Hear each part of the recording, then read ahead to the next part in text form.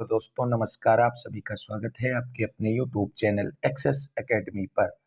दोस्तों TGT PGT भारतीय इतिहास रिमाइंडर सीरीज के अंतर्गत इस वीडियो में प्रस्तुत है भारतीय इतिहास के महत्वपूर्ण प्रश्नों का वन लाइनर रिवीजन नोट्स, जो आपकी आगामी परीक्षाओं जैसे टीजीटी पीजीटी एलटीगेट शिक्षक भर्ती जीआईसी प्रवक्ता भर्ती, जीडीएस असिस्टेंट प्रोफेसर भर्ती, केबीएस, एनबीएस और नेट जेआरएफ के लिए बहुत ही उपयोगी है। तो दोस्तों इस वीडियो में हम छठी शताब्दी ईसा पूर्व की राजनीतिक स्थिति, मौर्य काल एवं मौर्योत्तर काल से संबंधित महत्वपूर्ण प्रश्नों को कवर करेंगे। तो आइए साथियों शुरू करते हैं आज का वीडियो। सबसे पहले देख लेते हैं छठी शताब्दी ईसा पूर्व की राजनीतिक स्थिति से संबंधित महत्वपूर्ण वन लाइनर प्रश्नों को। उसके बाद डिस्कस करेंगे मौर्य काल एवं मौर्योत्तर काल से संबंधित महत्वपूर्ण प्रश्नों को। आज के वीडियो का पहला प्रश्न है, अंगुत्तर निकाय, महावस्तु दीघ निकाय व भगवती सूत्र में से वह कौन सा ग्रंथ है जिसमें 16 महाजनपदों की सूची नहीं प्रदान करी गई है?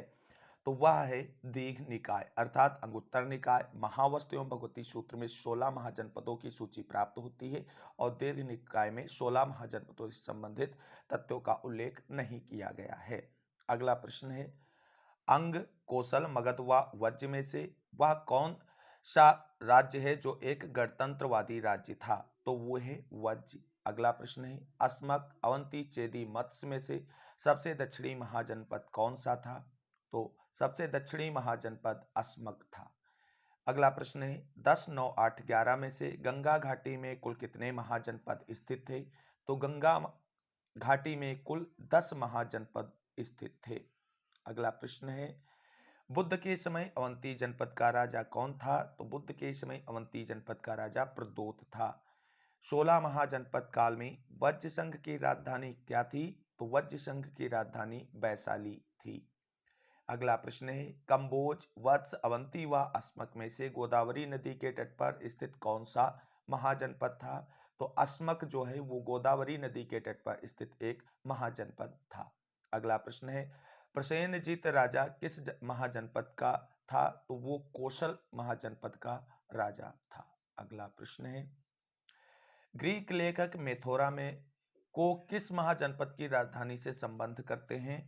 वह है, तो मेथोरा को सूरसेनेई महाजनपद से संबंधित करते हैं ग्रीक लेखक।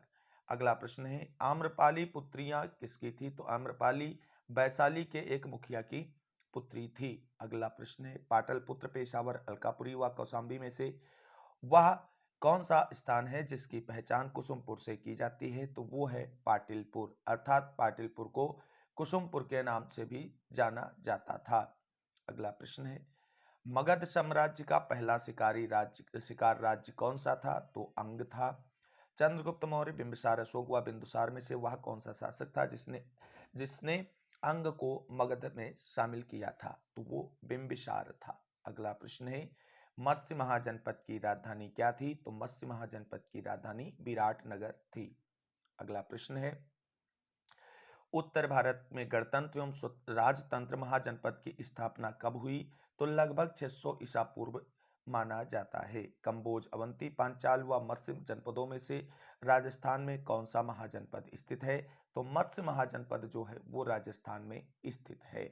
देखते हैं अगला प्रश्न। अगला प्रश्न है, बिंबिसार संबंधित था? तो बिंबिसार हर्यक वंश से संबंधित था। हर्यक वंश को और किस नाम से जाना जाता है? आप सभी लोग कमेंट करके जरूर बताएं। अगला प्रश्न है, अपरो परशुराम किसे माना गया है? तो महापद्म नंद को अपरो परशुराम माना गया है। अगला प्रश्न है, अजातशत्रु, उदयभद्र, कालाशोक व अनिरुद्ध में से वह कौन है जिसके शासनकाल में पाटलिपुत्र मगध की राजधानी बनाई गई? तो वो है उदयभद्र, या जिसे उदयन के नाम से भी जाना जाता है। अगला प्रश्न है, बिंबिसार, अजातशत्रु, उदयभद्र व शिशुनाग में से पाटलिपुत्र का संस्थापक कौन है? तो पाटलिपुत्र का संस्थापक उदयभद्र या उदयन है। श्रेणिक के नाम से किस शासक को जाना जाता है? तो श्रेणिक के नाम से बिंबिसार नामक शासक को जाना जाता है। कीकट क्षेत्र किसके समीप समीकृत किया गया है? तो मगध से समीकृत किया गया है। लिच्छवीगढ़ राज्य स्थित था? तो लिच्छवीगढ़ राज्य बिहार राज्य में स्थित है। वत्स महाजनपद की राजधानी क्या थी? तो वत्स महाजनपद की राजधानी कौशाम्बी थी। अगला प्रश्न है, 16 महाजनपदों में से श्रावस्ती किसकी राजधानी थी? तो श्रावस्ती कौशल की राजधानी थी। अंग महाजनपद की राजधानी क्या थी? तो अंग महाजनपद की राजधानी चंपा थी। अब अगला, कुछ महाजनपद और उनसे संबंधित राजधानियों को देख लेते हैं। शूरसेन, मथुरा, गांधार की राजधानी तक्षशिला, कौशल की अयोध्या या श्रावस्ती, वैशाली की वज्र संघ थी। अगला प्रश्न है, अजातशत्रु किससे संबंधित था?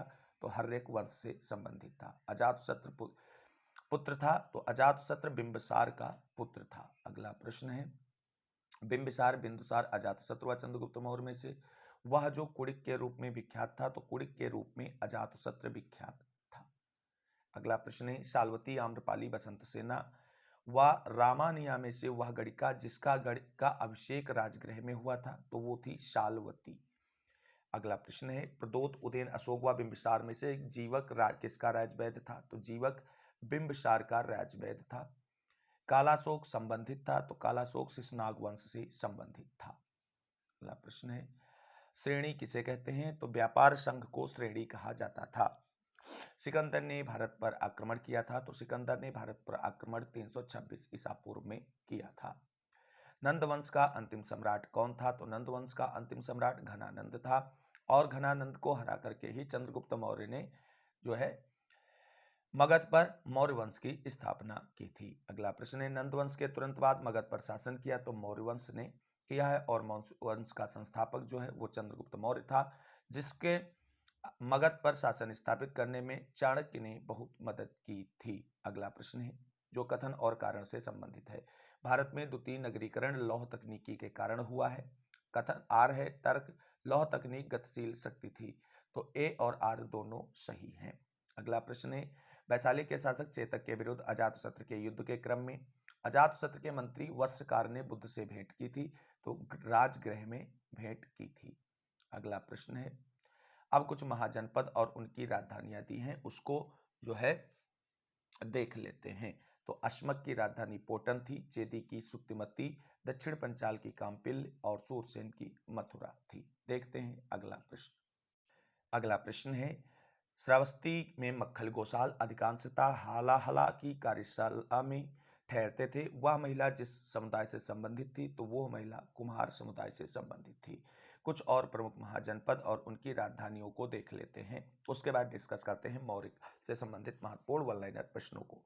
तो पंचाल की राजधानी अहिछत्र थी, मत्स्य की वैराट, कौशल की श्रावस्ती और मगध की गिरिब्रज थी, जिसमें मगध सबसे शक्तिशाली महाजनपद माना जाता है। अगला प्रश्न मौर्य काल से संबंधित महत्वपूर्ण प्रश्नों के अंतर्गत डिस्कस कर रहे हैं।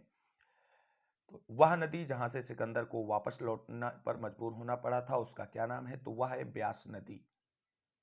अब यहाँ पर कुछ सुमेलित तथ्य हैं, उनको देख लेते हैं। तो उत्तरापथ की राजधानी तक्षशिला थी, दक्षिणायन की स्वर्णगिरी थी, मध्य देश की पाटलिपुत्र थी और कलिंग की तोसल थी।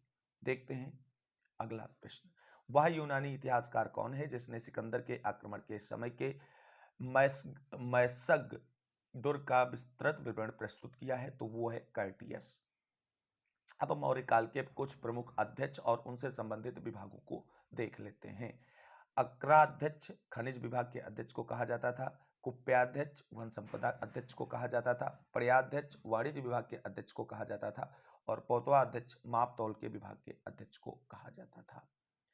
अगला प्रश्न है, चंद्रगुप्त को क्षत्रिय कौन मानता है? तो दिव्यदान के अनुसार चंद्रगुप्त मौर्य क्षत्रिय था। वहीं मेगास्थनीज के अनुसार पाटलिपुत्र नगर एक समिति द्वारा शासित होता था, जिसमें सदस्यों की संख्या कितनी थी? तो मेगास्थनीज मानता है कि पाटलिपुत्र नगर का जो राज्य कार्य था उसका संचालन एक समिति के द्वारा किया जाता था, जिसमें 30 सदस्य होते थे। मंडल सिद्धांत में बिजुगीस के पड़ोसी राज्य को कौटिल्य क्या संज्ञा दी है? तो उसे पार्षण ग्राह की संज्ञा दी है। अगला प्रश्न है, दूत जनपद कोसवामित्र में से वह कौन है जो राज्य के 7 अंगों में उल्लिखित नहीं है? तो आप सभी को बता दें, कौटिल्य ने राज्य के सप्तांग सिद्धांत का वर्णन किया है। तो इन चारों में से कौन सा ऐसा अंग है जो कौटिल्य के सप्तांग सिद्धांत का भाग नहीं? तो वो है दूत, यानी दूत का कौटिल्य ने अपने सप्तांग सिद्धांत में कहीं भी वर्णन नहीं किया है। स्वतंत्र रूप से वेश्यावृत्ति करने वाली स्त्रियों को क्या कहते थे? तो उन्हें रूपा जीवा के नाम से संबोधित किया जाता था। देवी चंद्रगुप्तम नाटक का लेखक कौन है? तो देवी चंद्रगुप्तम नाटक का लेखक था विशाख दत्त। चंद्रगुप्त मौर्य के लिए वृषल शब्द किस रचना में प्रयुक्त हुआ है? तो मुद्रा राक्षस में चंद्रगुप्त के लिए वृषल शब्द का प्रयोग हुआ है। चंद्रगुप्त मौर्य की राजधानी क्या थी? तो चंद्रगुप्त मौर्य की राजधानी पाटलिपुत्र थी। चंद्रगुप्त मौर्य की एक पत्नी सेल्यूकस निकेटर की पुत्री थी, जिसका नाम क्या था? तो उसका नाम था हेलेना या हेलेन। चंद्रगुप्त मौर्य की श्रद्धा थी, तो चंद्रगुप्त मौर्य की श्रद्धा जैन धर्म में थी। सेंड्रोकोट्स के नाम से किसे जाना जाता है? तो चंद्रगुप्त मौर्य को ही जाना जाता है। श्रवणबेलगोला कहाँ स्थित है? तो श्रवणबेलगोला कर्नाटक में स्थित है और एक प्रसिद्ध जैन तीर्थ स्थल भी है। अगला प्रश्न देखते हैं। अगला प्रश्न है, डायमेकस सीरिया से कहाँ भेजा गया था? तो डायमेकस सीरिया से बिंदुसार की राज्यसभा में भेजा गया था। यूनानी राजदूत मेगस्थनीज भारत आया था, तो चंद्रगुप्त मौर्य के दरबार में आया था और मेगस्थनीज की ही प्रसिद्ध पुस्तक इंडिका है। अगला प्रश्न है, बिंदुसार की माता का क्या नाम था? तो माता का नाम दुर्धरा था।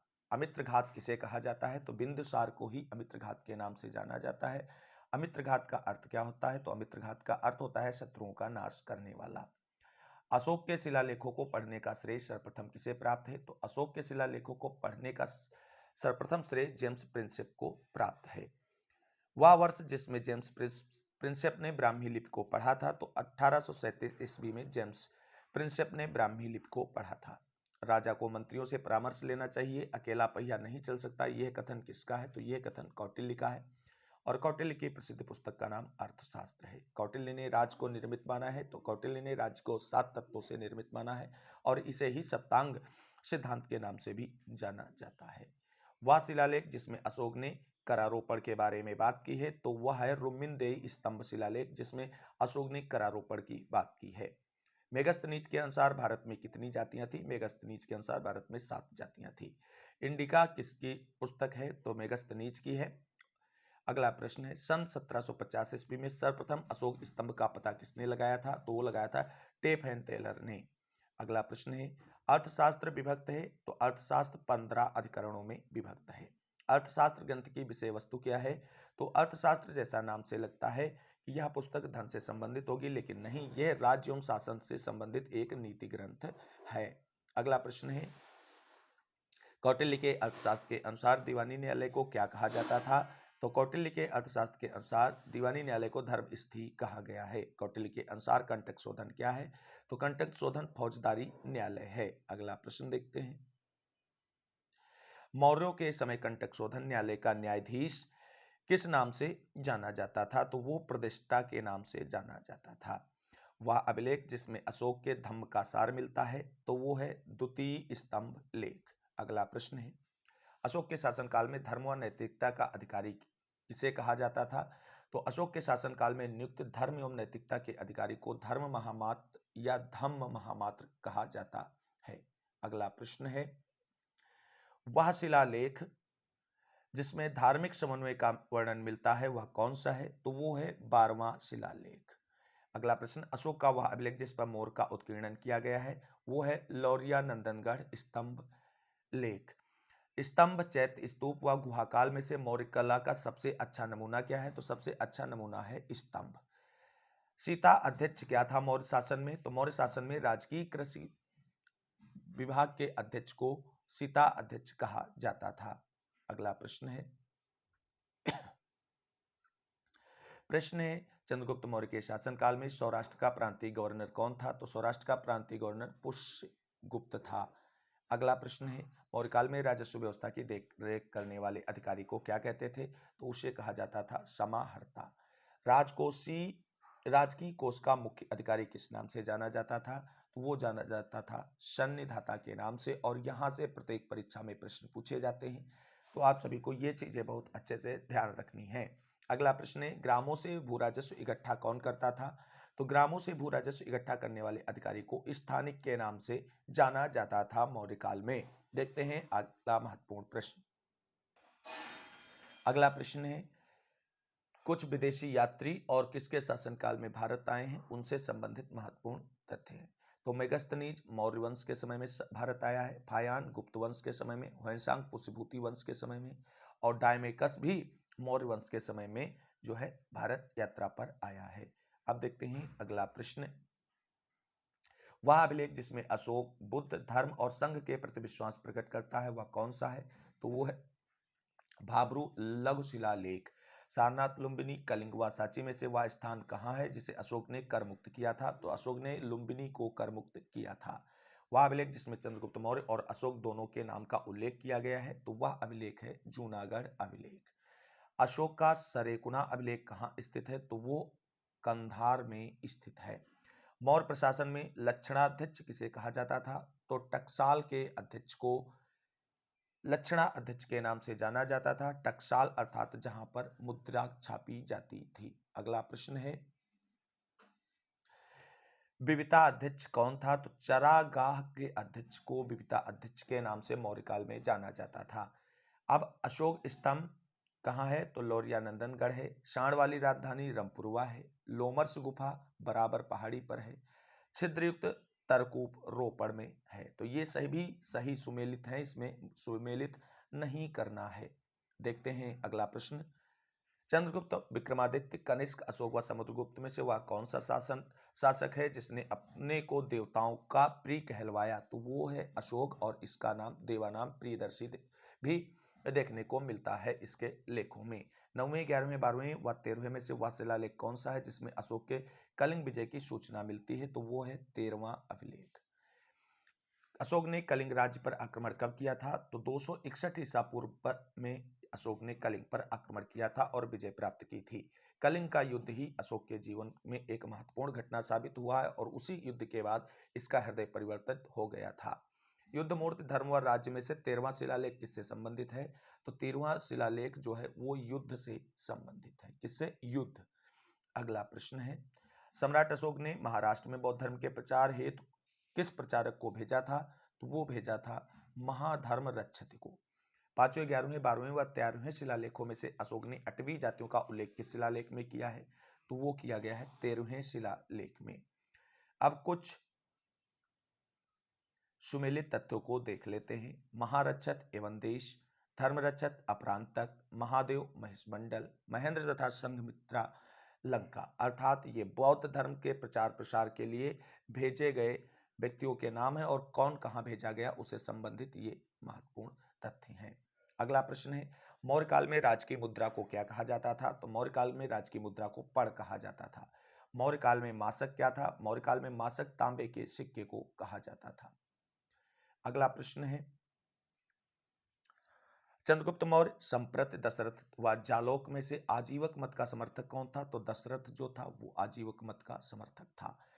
धौली कौसाम्बी मास्की गुजरा में से वह स्थान कहाँ है जहां अशोक के रानी का अभिलेख मिलता है? तो वो स्थान है कौसाम्बी। अगला प्रश्न है, अगला प्रश्न है, बराबर की गुफा कहाँ गुफा किससे संबंधित है? तो वो आजीवकों से संबंधित है। घोषिताराम कहाँ स्थित है? तो कौशाम्बी में स्थित है। अशोक ने लुम्बिनी ग्राम के लिए भू राजस्व की दर कितनी निश्चित की थी? तो 1/8 भाग निश्चित की थी। बृहद्रथ दशरथ संप्रत व जालौक में से वह कौन है जिसने केवल कश्मीर पर शासन किया है? तो वो है जालौक। ब्रज भूमि किसे कहते थे? तो गौशाला निरीक्षक को ब्रज भूमि के नाम से पुकारा जाता था। प्रतिवेदक का कार्य क्या था? घटनाओं की सूचना देना। तक्षशिला उज्जैनी नालंदा व बल्लभी में से वह कौन सा स्थान है जो मौर्य काल में शिक्षा का सर्वाधिक प्रसिद्ध केंद्र था? तो वो है तक्षशिला। अगला प्रश्न है, सांची का स्तूप किसने बनवाया था? तो अशोक ने बनवाया था। सांची स्तूप कहाँ स्थित है? तो मध्य प्रदेश के रायसेन जिले में स्थित है। जेतवन बिहार कहाँ स्थित है? तो वो श्रावस्ती में स्थित है। मौर्य वंश के ठीक बाद शासन किया था? तो शुंग वंश ने किया था। अंतिम मौर्य शासक कौन था? तो बृहद्रथ अंतिम मौर्य शासक था। बृहद्रथ की हत्या किसने की थी? तो पुष्यमित्र शुंग ने की थी और इसी ने मगध में जो है शुंग वंश की स्थापना की थी। अगला प्रश्न है, कारुआ की तिस्य रक्षिता महादेवी व कुमार देवी में से वह कौन सी रानी है जिसका उल्लेख अशोक के अभिलेख में प्राप्त होता है? तो वो है कारुआ की। अगला प्रश्न है, अशोक के शिलालेख द्वितीय 2, 6, 13 तथा 7 में से वह कौन है जिसमें दक्षिण भारत के 5 राज्यों का उल्लेख मिलता है? तो वो द्वितीय शिलालेख है। अगला प्रश्न है, वह जिसने अभिलेखों के आधार पर ही अशोक का इतिहास तैयार किया है? तो वो है डी आर भंडारकर। मौर्यकाल के दौरान बर्मा और सिलोन के साथ व्यापार के लिए प्रमुख बंदरगाह कौन सा था? वो ताम्रलिप्ति था। धर्मराज की किसकी उपाधि है? तो अशोक की धर्मराज उपाधि है। अगला प्रश्न है, प्रादेशिक राज्य को युक्त एवं नायक में से मौर्यकाल के प्रशासन में नहीं था। तो नायक जो है वो मौर्यकाल के प्रशासन में नहीं था। तोसली, समापा, सुवर्णगिरी एवं उज्जैनी में अशोक के साम्राज्य के दक्षिणी भाग का एक प्रशासकीय केंद्र था, तो वो थी सुवर्णगिरी। अगला प्रश्न है, धौलीगज, परमक, परखम, यक्ष, रामपुरवा, वृषभ एवं सांची से प्राप्त सिंह में से एक मौर्यकालीन शैलकृति मूर्ति है, तो वो है धौलीगज। अगला प्रश्न है, अशोक के रुमिंदेई स्तंभ अभिलेख के संबंध में सही कथन क्या है? तो ग्राम से प्राप्य कर में कमी लाने के संबंध में जो तथ्य है वो बिल्कुल सही है। कोश, स्वामीन, दुर्ग एवं रत्निन में से सप्तांग का भाग नहीं है। तो रत्निन जो है ये सप्तांग का भाग नहीं है, ये वैदिक काल से संबंधित शब्द है। अगला प्रश्न है, अशोक के प्रस्तर स्तंभों पर यूनानी शासकों का जिस क्रम में उल्लेख हुआ है वह क्रम है, तो वो क्रम है एंटिओकस, टालमी, एंटिगोनस और सिकंदर। वर्तमान में राजा अशोक की खंडित उद्भृत प्रतिमा कहाँ मिली है? तो कर्नाटक के कनगन हल्ली स्थान से मिली है। अगला प्रश्न देखते हैं। अब देख लेते हैं मौर्योत्तर काल से संबंधित महत्वपूर्ण प्रश्नों को। तो ब्राह्मण समुदाय का असंतोष मौर्य साम्राज्य के पतन का कारण बना, यह विचार किसका है? तो यह विचार हरप्रसाद शास्त्री का है। शिव, विष्णु, कुबेर व गणेश में से वह कौन देवता है जिसका अंकन बिम कटविशेष के सिक्कों पर हुआ है? तो बिम कटविशेष के सिक्कों पर शिव का अंकन हुआ है। और बिम कटविशेष जो है कुषाण वंश से संबंधित एक प्रमुख शासक है। मथुरा से प्राप्त खड़ी मुद्रा की आदमकद की प्रतिमा का संबंध किस काल से है? तो वो है कुषाण काल से। गुप्त, सातवाहन, कुषाण व मौखर में से शीशे के सिक्के किसने चलाए थे? तो सातवाहन वंश के शासकों ने शीशे के सिक्के चलाए थे, क्योंकि आप सभी को बता दें सातवाहन वंश के शासकों के द्वारा सर्वाधिक ब्राह्मणों को भूमि दान दी गई थी। खारवेल का हाथी गुम्फा लेख उत्कीर्ण है, तो वो प्राकृत भाषा में उत्कीर्ण है। और बताएं, खारवेल के हाथी गुम्फा अभिलेख में क्या क्या चीजें वर्णित हैं? कमेंट करके जरूर बताएं। खारवेल संबंधित था तो चेदी वंश से संबंधित था। और खारवेल कहाँ का राजा था ये भी आप सभी को कमेंट करके बताना है। कनिष्क, हुबिस्क, वासुदेव व मिनांडर में से वह कौन सा शासक है जो बौद्ध भिक्षु नागसेन से प्रभावित हुआ था? तो वो मिनांडर है, जिसे मिलिंद के नाम से भी जाना जाता है। और इन दोनों का धार्मिक संवाद जो है वो मिलिंद पन्हों में संकलित देखने को मिलता है। चोल, सुंग, कुषाण व गुप्त वंश में से वह कौन सा वंश है जिसने हत्या कर सत्या हत्याई और जिसका अंत भी हत्या द्वारा हुआ? वो है शुंग वंश। शुंग वंश का संस्थापक कौन था? तो पुष्यमित्र शुंग था। योग सूत्र के रचयिता कौन है? तो पतंजलि है। अष्टाध्यायी के रचनाकार कौन है? तो ये पाणिनि है। महाभाष्य के रचनाकार कौन है? तो महाभाष्य के रचनाकार पतंजलि हैं। अब कुछ प्रमुख रचनाएं और उनके रचनाकार से संबंधित तथ्यों को देखते हैं। संध्याकर नंदी, रामचरित, पद्मगुप्त, नौ साहसांक चरित, रत्न, गदा युद्ध, बिल्लहण, विक्रमांक देव चरित। अगला प्रश्न देखते हैं। समुद्रगुप्त, पुष्यमित्र शुंग, दशरथ व स्कंदगुप्त में से वह जिसने 2 अश्वमेघ यज्ञ संपन्न किया था? तो पुष्यमित्र शुंग ने 2 अश्वमेघ यज्ञ संपन्न किया था, ऐसा वर्णन देखने को मिलता है। मालविका अग्निमित्रम नाटक में विदिशा के शासक के रूप में वर्णित अग्निमित्र का संबंध किससे है? तो वो शुंग राजवंश के शासक से संबंधित है। भागलय की मुद्राएं कहां से प्राप्त हुई हैं? तो नर्मदा घाटी से प्राप्त हुई हैं। मौर्य, शुंग, कर्ण व सातवाहन वंश में से वह कौन सा राजवंश है जिसके शासकों के नाम मात्र सत्तात्मक है? तो वो है सातवाहन वंश। सातवाहनों की राज की भाषा क्या थी? तो प्राकृत थी। गौतमी पुत्र सातकर्णी शासक था, तो सातवाहन वंश का शासक था। सातवाहन शासक सातकर्णी प्रथम द्वारा अश्वमेध कराने का उल्लेख मिलता है, तो नानाघाट अभिलेख में मिलता है। गौतमी पुत्र सातकर्णी, खारवेल, पुष्यमित्र शुंग व प्रवरसेन प्रथम में से वह जिसने वर्ण संकरता की प्रथा को समाप्त करने का दावा किया है? तो वो है गौतमी पुत्र सातकर्णी ने। अगला प्रश्न है, वह सातवाहन शासक जो सको, योनो एवं पहलवों के संहारकर्ता के रूप में जाना जाता है? तो वो है गौतमी पुत्र सातकर्णी। गौतमी पुत्र सातकर्णी के राजचिन्ह से युक्त मुद्राओं वाला शक शासक था, तो वो है नहपान। अगला प्रश्न देखते हैं। अगला प्रश्न है, बेशनगर में गरुड़ स्तंभ किसने बनवाया था? तो हेलियोडोरस ने बनवाया था। भरहुत, देउर कुठार, अमरावती व सारनाथ में से उस स्थल के स्तूप अवशेष जहां से शंख लिपि के लेख प्राप्त हुई, तो वो है भरहुत स्तूप। हाथी गुम्फा, जूनागढ़, एरण व धौली अभिलेख में से प्राचीनतम जल नहर का प्रमाण किस अभिलेख से मिलता है? तो वो मिलता है हाथी गुम्फा अभिलेख से। वह शासक जिसके शासनकाल में सेंट थॉमस नामक ईसाई भारत में ईसाई धर्म के प्रचार के लिए आया था तो है गोंडो फर्नीज। मिलिंद पन्हों का लेखक कौन है? तो नागसेन है। मौर्य वंश, रोमन, इंडो ग्रीक तथा गुप्त काल में से भारत में सर्वप्रथम सोने के सिक्के किसने प्रारंभ किए थे? तो सर्वप्रथम इंडो ग्रीक शासकों ने सोने के सिक्के प्रारंभ किए थे। वह कुषाण शासक जिसने भारत में सर्वप्रथम स्वर्ण सिक्कों का प्रचलन किया तो वह बिम कटफिशियस। अगला प्रश्न है, ही उमी, सुआंगमी, कुई, सुआंग तथा ही तुन में से कुषाण शासक यूची जाति की किस शाखा से संबंधित हैं? तो वो है कुई शुआंग शाखा। अगला प्रश्न है, गौतमी पुत्र सातकर्णी की मां थी तो वो थी गौतमी। चेस्टन संबंधित है तो कार्दमक वंश से संबंधित है। गाथा सप्तशती नामक ग्रंथ के रचनाकार हैं तो सातवाहन शासक हाल है। गाथा सप्तशती की रचना की गई थी प्राकृत भाषा में। बृहत कथा नामक ग्रंथ की रचना किसने की है? तो गुणाढ़ ने की है। गिरनार शिलालेख किससे संबंधित है? तो रुद्र दामन से संबंधित है। भारत में शक राजा अपने को क्या कहते थे? तो भारत में शक राजा अपने को क्षत्रप कहते थे। अशोक, भीमकटपिशस, कनिष्क तथा हर्ष में से जिसने अपने सिक्कों पर शाक्य मुनि बुद्ध की आकृति अंकित करवाई थी तो वो कौन था? तो वो था कुषाण वंश का शासक कनिष्क। कनिष्क के समय में ही चतुर्थ बौद्ध संगीति का आयोजन किया गया था।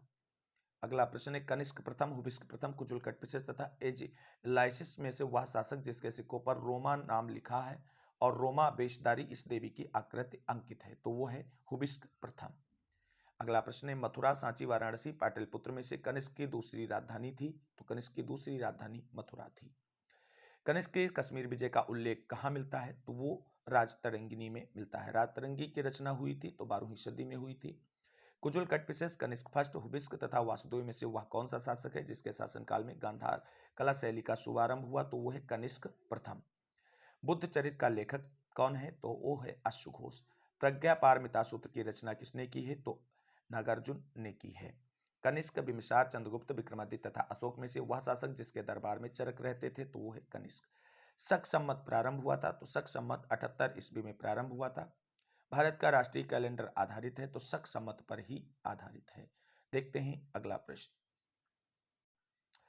अगला प्रश्न है, कनिष्क के सारनाथ अभिलेख में उल्लिखित दो महाक्षत्रप कौन कौन है? तो वो है वनस्पर और खरपल्लान। कुषाण काल में मथुरा मूर्तियां अधिकांशतः जिस पत्थर से बनाई जाती थी वह कौन सा पत्थर था? तो वो लाल बलुआ पत्थर था। पेरिप्लस ऑफ द इरीथियन सी का लेखक कौन है? तो एक अज्ञात यूनानी नाविक माना गया है इसका लेखक। सिंगालवाद सुत्त, संयुक्त निकाय, सोनदंड सुत्त तथा अंगुत्तर निकाय में से वह ग्रंथ कौन सा है जिसमें कहा गया है कि जब कोई व्यक्ति संघ में प्रवेश पाता है तो वह वर्ण विहीन हो जाता है? तो इसका वर्णन अंगुत्तर निकाय में देखने को मिलता है। अरिकामेडु, बारबेरिकम, कोरके तथा ताम्रलिप्त में से वह कौन सा बंदरगाह है जो पोडके नाम से the Periplus of the Erythraean Sea के लेखक को ज्ञात था? तो वो है अरिकामेडु। अगला प्रश्न है, बौद्ध, शैव, ईरानी व जैन में से वह धर्म जिसके देवी देवताओं का चिन्ह कुषाण मुद्राओं में नहीं मिलता है? तो जैन धर्म का जो है देवी देवताओं का चिन्ह कुषाण मुद्राओं में नहीं मिलता है। नेचुरल हिस्टोरी का पुस्तक के लेखक कौन है? तो वो है Pliny. Periplus of the Erythraean Sea पुस्तक लिखी गई है वो यूनानी भाषा में लिखी गई है।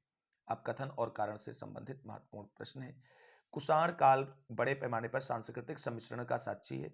कारण है, कुषाण शासकों ने स्वयं अपनाकर इसकी वकालत की। तो यहाँ पर ए और आर दोनों कथन सत्य दिए हुए हैं, यानी कथन और कारण दोनों सही हैं। सातवाहन सिक्कों के संदर्भ में क्या सही है? तो सातवाहन सिक्कों के संदर्भ में सही कथन है, उन्होंने सोने के सिक्के जारी नहीं किए, उन्होंने शीशे का सिक्का जारी किया, उन्होंने पोटिन का सिक्का भी जारी किया था। तो सातवाहन वंश के शासकों के द्वारा कौन से सिक्के नहीं जारी किए गए, ये प्रश्न अगर पूछा जाए तो हो जाएगा सोने के सिक्के। अग्निमित्र, पुष्यमित्र, सुमित्र, सुज्येष्ठ शासकों का कालक्रम अनुसार क्रम क्या रहेगा? तो सबसे पहले पुष्यमित्र आएगा, उसके बाद अग्निमित्र, उसके बाद सुज्येष्ठ और उसके बाद सुमित्र आता है। अगला प्रश्न है, और अगला प्रश्न होगा, दोहरे मस्तूल वाले पोत के चित्रण से युक्त सातवाहन सिक्के क्षेत्र किस क्षेत्र से मिलते हैं? तो कोरोमंडल तट से मिलते हैं। उमा देवी, देवी उमा का नाम किसके सिक्कों पर अंकित है? तो वो कुषाण के सिक्कों पर अंकित है। एक कुषाण देवकुल जहां राजघराने के व्यक्तियों की मूर्तियां रखी जाती थी वो मिला है, वो माट में मिला है। तो साथियों, ये थी टीजीटी पीजीटी रिमाइंडर सीरीज के अंतर्गत भारतीय इतिहास के महत्वपूर्ण टॉपिक मौर्य एवं मौर्योत्तर काल से संबंधित महत्वपूर्ण वन लाइनर प्रश्नों का रिवीजन नोट्स। जो आपकी आगामी परीक्षाएं टीजीटी, पीजीटी, एलटीगेट, असिस्टेंट प्रोफेसर भर्ती, जीआईसी प्रवक्ता भर्ती, नेट जेआरएफ की परीक्षाओं के लिए काफ़ी हेल्पफुल रहेंगी। उम्मीद करते हैं वीडियो के माध्यम से आप सभी को लाभ मिल रहा होगा। अपनी तैयारी के रिवीजन के लिए बेहतर मौका आप सभी को मिल रहा होगा। वीडियो कैसा लगा है कमेंट करके जरूर बताएं, और वीडियो में जो बीच बीच में प्रश्न पूछे गए हैं उन सभी के आंसर आप सभी लोग कमेंट करके जरूर बताएं। वीडियो अच्छी लगी तो लाइक करें, दोस्तों में शेयर करें। आगे की तैयारी फ्री ऑफ कॉस्ट जारी रखने के लिए चैनल को सब्सक्राइब करके बेल आइकन जरूर दबा लें। मिलेंगे अगली वीडियो में गुप्त एवं गुप्तोत्तर काल से संबंधित महत्वपूर्ण वन लाइनर रिवीजन नोट्स का वीडियो लेकर के। तब तक के लिए सभी साथियों को जय हिंद, जय भारत, वंदे मातरम। आप सभी साथियों का दिन शुभ हो।